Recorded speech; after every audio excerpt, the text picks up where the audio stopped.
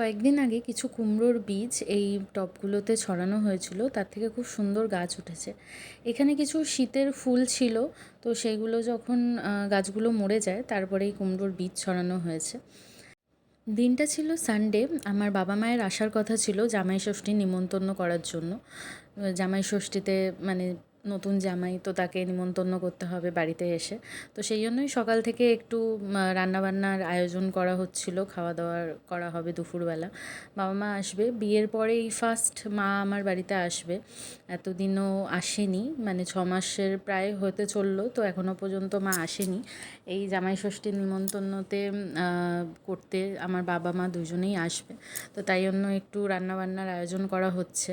Veg ডাল করা হয়েছিল, আর তার সাথে ছিল চিংড়ি দিয়ে আলু পটলের রসা। তো সেইটারই প্রিপারেশন করছে আমার শাশুড়িমাই। রান্নাটা করছিল পুরোপুরি, আমি একটু জাস্ট টুকটাক হেল্প করছিলাম। মাটনও হয়েছিল সাথে, কিন্তু ওটার আর ভিডিও করে ওঠা হয়নি। ভীষণ এক্সাইটেড ছিলাম, কারণ বাবা মা চলে আসবে কিছুক্ষণের মধ্যেই, রান্নাবান্না তাতেই কমপ্লিট করতে হবে। আমার বিয়ের পরে বাবা একবার এসেছিল, ওই জোর ভাঙার সময় মেয়েকে দিয়ে যেতে হয় বাপের বাড়ি থেকে এসে।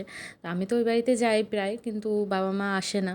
বাবা সেই লাস্ট ওই দিনকে এসেছিলো, আর মা আজকে ফার্স্ট আসছে, তো তাই জন্য আমরা দুপুরবেলা খাওয়া দাওয়া করছিলাম। ছিল ভেজ ডাল, আর ছিল পটল চিংড়ি রসা, আর তার সাথে ছিল মাটন। আর তারপরে মুখ ফ্রেশ করার জন্য খেয়েছিলাম আম। ব্যাস, আজকের দিনটা এইভাবেই কেটে গেল সবার সাথে মজা করে।